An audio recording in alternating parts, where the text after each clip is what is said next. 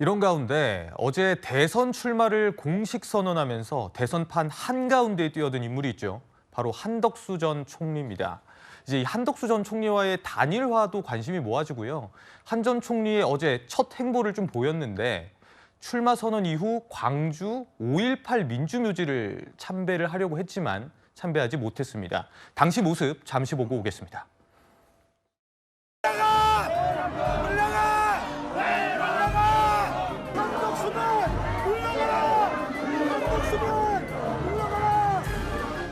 여러분, 저도 호남 사람입니다. 우리 서로 사랑해야 됩니다. 우리 5.18 영령들의 가슴이 아픕니다. 저도 호남 사람입니다. 여러분, 서로 사랑해야 합니다. 사랑해야 합니다. 뭉쳐야 합니다. 서로 맡겨야 합니다, 여러분. 네, 인파 속에 가로막힌 한덕수 전 총리, 저도 호남 사람입니다. 이렇게 15번이나 외쳤다고 전해지고 있는데요.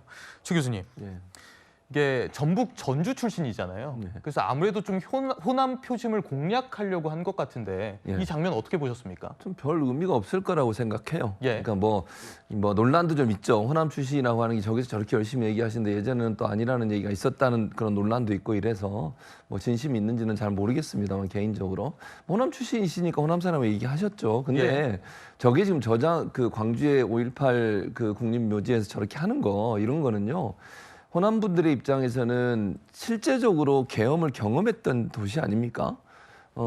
군사 쿠데타를 통해서 권력을 잡은 전두환 일당들에 의해서 정말 피해를 당한 곳인데 지금 현재 한덕수 이제 후보가 됐죠. 후보 같은 경우에는 실제로 이 내란 관련해서 조사를 받고 있습니다.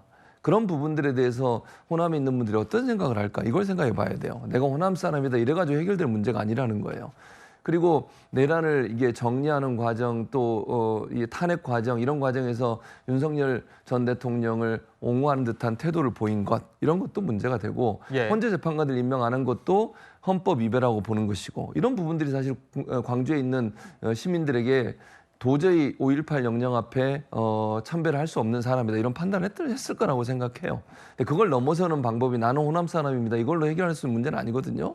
호남에서 뭐 태어났든 어쨌든 그거와 관계없이 호남이 갖고 있는 정신, 특히 광주 5.18 묘지가 갖고 있는 정신에 위배되는 행동을 했던 사람이라면 저기 있는 분들 입장에서는 받아들이기 어렵죠. 그거는 5.18 영령에 대한 모독이다 이렇게 생각할 겁니다. 아마 그래서 저런 이제 반대하고 못 들어오게 막았던 것 같은데 넘어가는 방법은요. 본인이 그것에 대해서 사과하거나 잘못된 것을 인정해야 되는데 그건 얘기 안 하고 나도 호남 사람입니다. 사랑해야 됩니다. 이래가지고는 저분들의 마음을 돌리기는 한계가 있을 거라고 좀 더 진정성이 필요하다. 당연히 그렇죠. 그리고 내란 과정이나 아니면 본인이 헌법재판관 임명하지 않은 부분 이런 부분들에 대해서는 진정성 있는 사과와 잘못을 인정하는 게 필요하죠. 알겠습니다. 한덕수 전 총리는요. 어제 대선 출마를 선언하면서 임기 단축 개헌을 전면에 내걸었습니다. 사랑하는 대한민국의 미래를 위해 우리 모두를 위해 제가 할 수 있는 일을 찾기로 마음먹었습니다. 권력을 목표로 살아온 정치인은 개헌에 착수할 수도 개헌을 완수할 수도 없습니다. 공직 외길을 걸어온 제가 신속한 개헌으로 우리 헌정 질서를 새로운 반석 위에 올려놓겠습니다. 네, 한덕수 전 총리 개헌에 대한 구체적 계획까지 내놨습니다. 그러니까 임기 첫날 개헌 지원 기구를 구성을 하고 1년차, 2년차, 3년차 이렇게 로드맵을 좀 제시를 한 건데 사실 이 개헌안이라는 게 의원 3분의 2 이상의 또 동의를 받아야 하는 부분이기 때문에 민주당 동의 없이는 또 어려운 부분이지 않겠습니까, 홍 전 의원님? 예, 그렇습니다. 개헌이 참 어렵죠. 87년 지금 헌법 체제가 지금 38년째 하고 있습니다. 사실 개헌이 87 헌법 체제는 상당히 공헌한 바도 크죠. 특히 이제 5년 대통령 단임제 직선제를 통해서 우리 대한민국에서 이제 독재라는 어떤 그런 의미는 이제 사라졌고 또 기본권이라든지 뭐 등등에 있어서 그 이전에 헌법보다는 굉장히 좀 진일보한 헌법 체제는 맞습니다. 그런데 예. 그 이후에 나타난 여러 가지 어떤 정치 상황, 경제 상황, 그리고 여러 가지 어떤 ICT 기술 발달에 따른 어떤 그런 사항들을 계속 담아내지 못했기 때문에 대통령 선거 때마다 개헌해야 된다, 개헌해야 된다 그런 목소리가 계속 있어 왔습니다. 그런데 대통령 선거 딱 끝나고 당선이 되면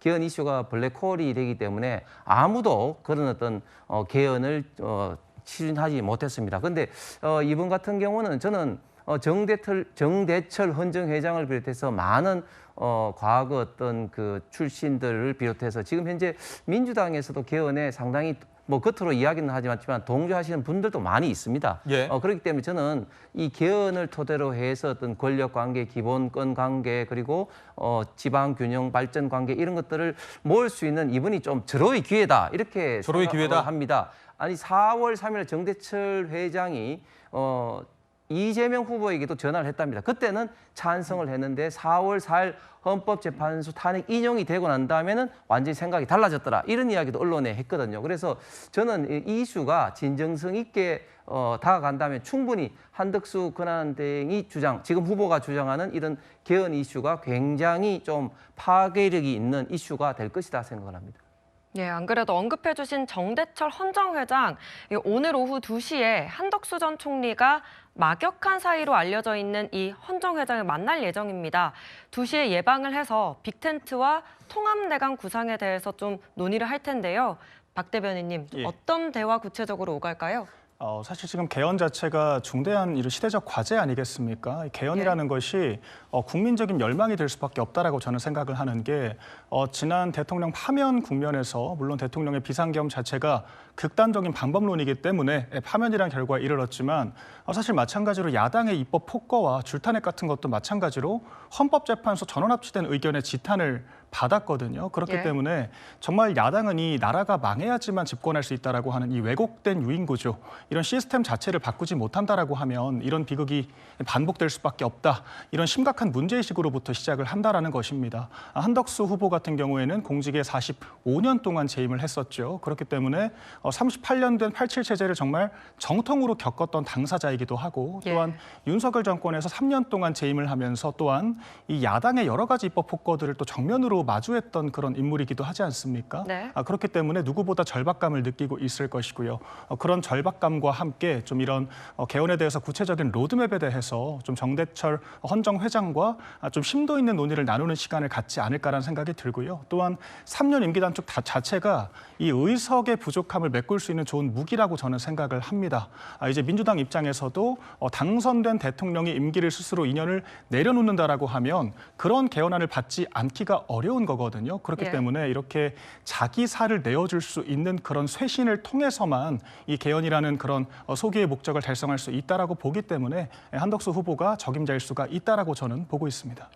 예, 성추은 부의장님. 예. 성추은 부의장님 짧게 어떻게 생각하시는지 추가적으로 여쭙습니다. 일단 뭐 정대철 헌정회장을 만나고 호남을 가고 개헌을 이야기하고 지금 한덕수 후보가 원하는 것은 본인을 중도층 이미지로 중도 후보 이미지로 포지셔닝 하려는 것 같습니다. 예. 하지만 아무리 그렇게 한다고 해서 한다고 한들 한덕수 후보는 그 윤석열 정부의 유일한 국무총리일 뿐입니다. 처음이자 마지막 국무총리 아닙니까? 예. 그렇기 때문에 파면당한 정부의 이 정치적 도의적 책임으로부터 자유로울 수 없다라는 말씀을 드리고 싶고 사실 지금 본인은 포지셔닝을 애매하게 하고 있지만 질문 하나만 나오면 사실 한덕수 권한대행의 포지셔닝은 중도로 포지셔닝할 수 없을 겁니다. 뭐냐면 그래서 탄핵은 찬성하는 겁니까? 반대하는 겁니까? 잘 됐던 겁니까? 못 됐던 겁니까? 국민의힘 경선에서 가장 첨예한 질문이었던 이 질문 하나 받게 되면 저는 탄핵은 잘못됐다고 생각합니다 하는 순간 중도 이미지가 무너지고요. 예. 탄핵에 찬성했다라고 하는 순간 반대죠. 탄핵에 찬성한다고 하는 순간 지금의 본인의 지지 기반인 탄핵 반대 지지층, 뭔가 친윤 지지층 이게 무너지게 되거든요. 둘 중에 어느 쪽으로 선택하든 지금 본인이 가고자 하는 것과 다른 길을 걷게 될 것이기 때문에 지금 검증되지 않은 한덕수 후보가 하나하나 검증되는 순간 저는 지금 허상인 지지율은 무너질 거라고 봅니다. 예, 한덕수 전 총리 사퇴에 이재명 후보도 입장을 밝혔습니다. 들어보시죠. 지금 우리 국민들께서는 민주주의를 파괴한 헌법을 통째로 파괴한 그 세력에 대해서 단죄하려는 준비를 하고 있습니다. 과연 그에 합당한 행동인지 스스로 한번 되돌아보실 필요가 있지 않겠는가. 예, 이재명 후보가 한 전 총리를 향해서 스스로 합당한 행동인지 되돌아보라고 했습니다. 사실 대통령 권한대행 자리를 두고 나온 것을 질타하는 것은 알겠는데요. 혹시 견제하는 의미도 좀 포함되어 있습니까? 견제하는 의미라고 보다는요. 저는 이렇게 생각해요. 한덕수 권한대행 같은 경우에는 마지막까지, 그러니까 사퇴 시한 마지막까지 있다가 나왔잖아요. 그쵸, 그게 네. 국가를 혼란에 빠뜨리는 행동이에요. 본인이 지금 선거에 나오는 바람에 국가는 얼마나 더 혼란스러워졌습니까? 지금 대행을 다시 이주호 지금 사회부총리가 하고 있는 거 아닙니까? 예. 이런 상황까지 왜 만드시는 거죠? 만약에 본인이 정치의 뜻이 있었고 대권에 나올 이 생각이 있었으면 국민의힘 입당해서 국민의힘 경선에 참여했었어야죠. 미리.